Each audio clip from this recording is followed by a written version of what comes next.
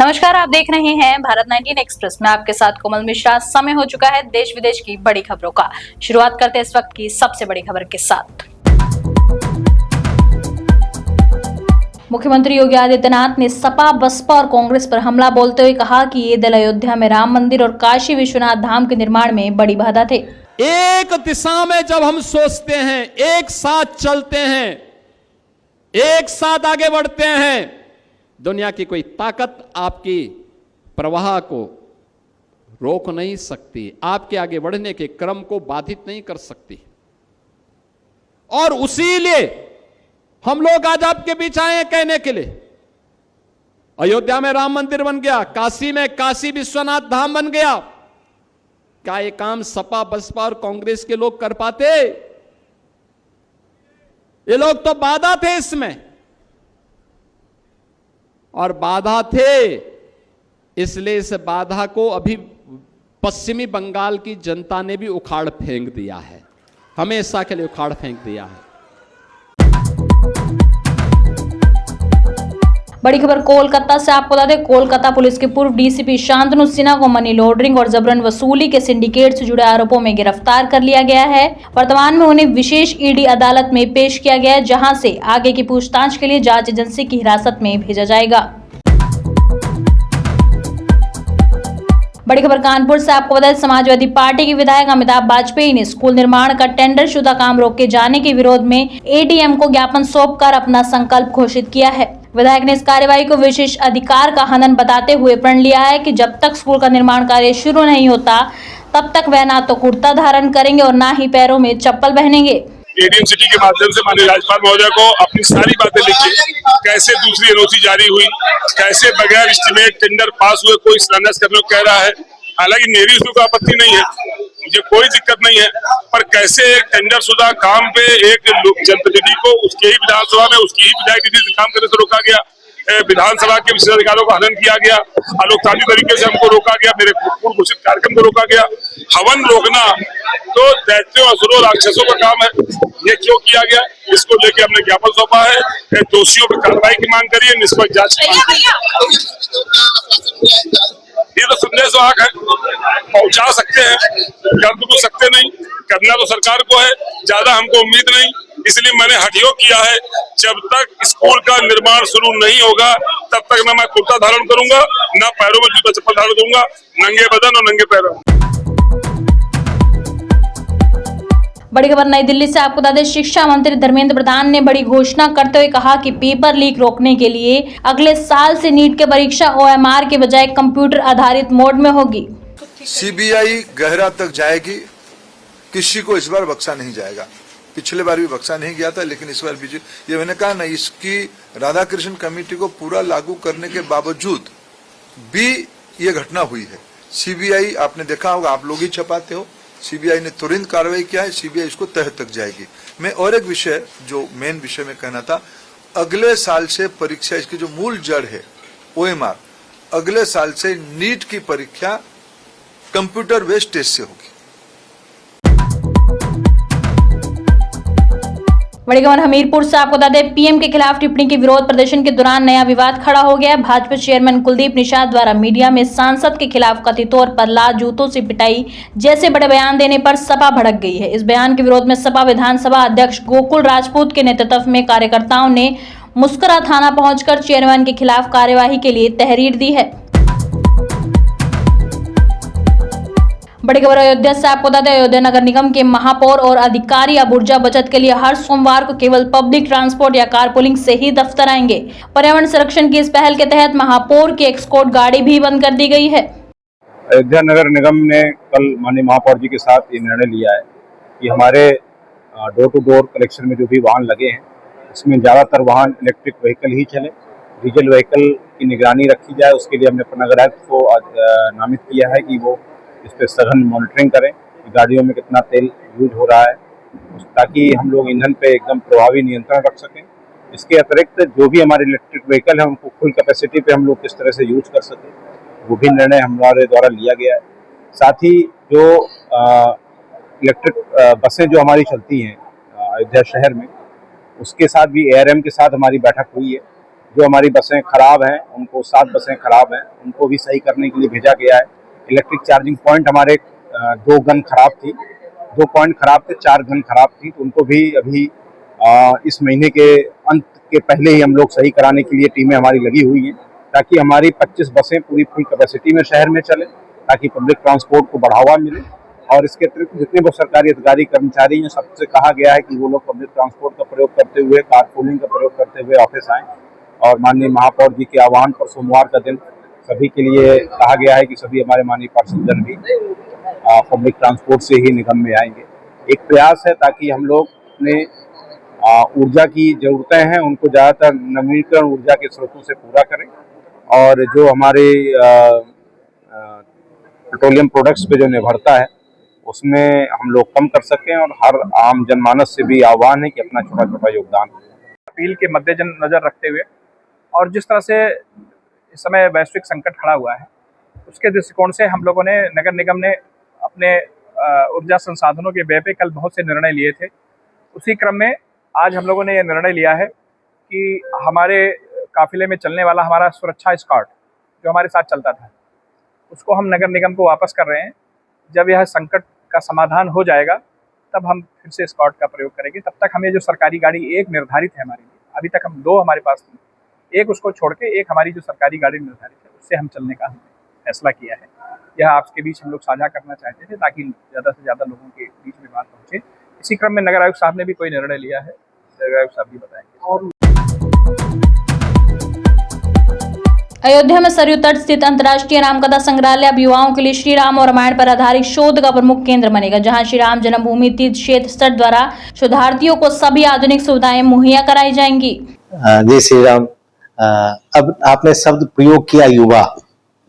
अब युवा शब्द को अगर हम देखें तो उसकी व्याख्या, हमारे जितने देवी देवता हैं चिर युवा है, वो पुराने नहीं होते हैं, सब दिन युवा ही रहते हैं। और हमारे यहाँ परंपरा है सोचने की कि उम्र अवस्था की सीमा से बंधती नहीं जवानी है, यह उसकी चेरी जिसके खून में जोश रमानी। जिनके खून में जोश है वही युवा है। और युवा क्यों नहीं अनुप्राणित होगा जब श्री साक्षात परम ब्रह्म श्री राम यहाँ विराजमान है। और वो राम जो कि बालक भी हैं, युवा भी हैं, किशोर भी हैं, युवा भी हैं और राजा भी हैं। तो वो तो हर दृष्टिकोण से आपके साथ हैं। तो युवा के प्रेरणा का केंद्र तो श्री राम ही है। तो अयोध्या अपने आप में युवाओं का केंद्र है। और जब अयोध्या युवाओं का केंद्र है तो यहाँ न बूढ़े का फर्क है न बच्चे का फर्क है, सभी राममय है। और जो कहा गया है ना, सिया राममय सब जग जानी, जब सब राममय ही है तो क्या युवा, क्या बूढ़ा, क्या बच्चा, सभी बड़े। तथापि लौकिक हिसाब से हमारे जो युवा वर्ग हैं, अगर क्या कहते हैं, जो वर्ण व्यवस्था और अवस्था है ना, कि हमारे यहाँ जो ब्रह्मचर्य है और गार्हस्थ्य और संन्यास, वानप्रस्थ और संन्यास की बात हुई है, तो हम मान के चलते हैं कि जो ब्रह्मचर्य और गार्हस्थ्य की अवस्था होती है वो युवाओं की होती है। और इसी में आप जीवन के विषय को जानते हैं। और आपकी रुचि कहाँ है? अयोध्या में आपकी रुचि किस पर होगा? श्री राम पर होगी। और श्री राम को कैसे जानेंगे? आप कथानकों से जानेंगे। और कथानक कैसे परिलक्षित होगा? तो पांडुलिपियों से होगा। कथानक कैसे होगा? तो वो वाल्मीकि के रामायण से होगा। वाल्मीकि की रामायण कैसी लिखी गई है? पांडुलिपियों में लिखी गई है। तो यहाँ पांडुलिपि या तुलसीदास के रामचरितमानस से लिखी गई है। ये जो, और हम लोग एक प्रकल्प चला रहे हैं, वैश्विक प्रकल्प है ये, कि प्रथम तो पूरे देश से विभिन्न भाषाओं में लिखी गई, विभिन्न लिपियों में लिखी गई, विभिन्न कालों में लिखी गई जो राम साहित्य है उसको संग्रहित करें। अब जब ये संग्रहित हो जाएगा तो युवाओं को कहीं भटकने की जरूरत नहीं पड़ेगी। अब जब वो भटकेंगे नहीं, उनको सभी कुछ यही उपलब्ध हो रहा है। मान लीजिए कि एक अध्ययन है, अभी मैं थोड़े से कंब रामायण और रामचरित का तुलनात्मक अध्ययन। तो हमको कहाँ जाना पड़ेगा कंब रामायण के लिए? तमिलनाडु जाना पड़ेगा। और तमिलनाडु में कहा, तंजौर में चित्रशाला है तंजौर में, जहाँ की ये कंब रामायण की मूल प्रति है। अब वो मूल प्रति की अगर प्रति हमारे पास आ जाती है और रामचरितमानस के तुलसीकृत रामचरितमानस की मूल प्रति या उसकी कॉपी मिल जाती है, तो उसको तुलनात्मक जाने के लिए कहीं जरूरत पड़ेगी नहीं, जाननी पड़ेगी। तो हमारे पास इसी तरह से असम के रामायण है, मिथिला के रामायण है, छत्तीसगढ़ के रामायण है, कर्नाटक के रामायण है, तेलुगु के रामायण है, मलयाली रामायण है, तरह तरह के रामायण, कश्मीरी रामायण है, और भाषाओं के हिसाब से तो अनगिनत रामायण है। बड़ी खबर बलिया से आपको बता दें, बलिया के बांसडीह में पुलिस मुठभेड़ के दौरान 25,000 रुपए का इनामी अपराधी विशाल राजभर पैर में गोली लगने से घायल हो गया है और उसे 4 साथियों समेत गिरफ्तार कर लिया गया है। इस शातिर बदमाश के कब्जे से अवैध तमंचा और कारतूस भी बरामद किए गए हैं। आज दिनांक 15 मई 2026 को थाना बांसडीह पुलिस के द्वारा खरौनी रोड पर जो हुसैनाबाद में है चेकिंग कर रही थी, इसी दौरान मुखबिर के द्वारा सूचना प्राप्त हुई कि बड़ा पोखरा हुसैनाबाद के पास में कुछ बदमाश प्लानिंग कर रहे हैं। इसी परिप्रेक्ष्य में थाना प्रभारी बांसडीह व अन्य पुलिस टीम धीरे धीरे बड़का पोखरा हुसैनाबाद पर आई। पुलिस से घिरता देख बदमाशों के द्वारा पुलिस पर जान से मारने की नीयत से फायर किया। पुलिस के द्वारा की गई आत्मरक्षार्थ की कार्रवाई में एक बदमाश घायल हुआ, साथ ही साथ 4 अभियुक्त अन्य जो भाग रहे थे पुलिस ने घेर कर उनको पकड़ा है। घायल बदमाश के द्वारा प्रारंभिक पूछताछ में उसने अपना नाम विशाल भारद्वाज उर्फ अच्छे, जो थाना सुखपुरा का रहने वाला है, इसके विरुद्ध करीब जनपद में दर्जन भर मुकदमे दर्ज पंजीकृत हैं। साथ ही साथ ये थाना बांसडीह पर पंजीकृत करीब 4 मुकदमों में वांछित अपराधी था। साथ ही साथ थाना स्थानीय पुलिस के द्वारा ये 25,000 का इनामिया बदमाश था। इसके पास से करीब जो बदमाशों के पास से 2 अदद देसी तमंचा, 2 अदद जिंदा कारतूस, 2 अदद खोखा कारतूस व 1 चाकू बरामद हुआ है। साथ ही साथ इनके पास से 3 मोटरसाइकिलें बरामद हुई हैं। घायल बदमाश को तत्काल उपचार हेतु जिला चिकित्सालय भेजा गया है। साथ ही साथ इसके पूरी घटना के क्रम में अन्य जानकारी कर विवेचनात्मक कार्रवाई की जाएगी। बड़ी खबर हरदोई से आपको बता दें, बिलग्राम में कटरी महादेवा के पास नदी में नहाने गए 2 बच्चे गहरे पानी में डूब गए, जिनमें से एक 14 वर्षीय बालिका का शव बरामद कर लिया गया है। हादसे की सूचना पर पहुंचे प्रशासनिक अधिकारियों और पुलिस ने स्थानीय गोताखोरों व SDRF की मदद से रेस्क्यू ऑपरेशन शुरू किया है। ग्राम कटरी महादेवा मजरा नोखेपुरवा में आज स्नान के दौरान शाम को 2 बच्चों के डूबने की सूचना प्राप्त सूचना पर बिलग्राम थाना पुलिस एवं राजस्व प्रशासन तत्काल मौके पर पहुंचा। SDM बिलग्राम और मैं क्षेत्राधिकारी बिलग्राम भी मौके पर मौजूद है।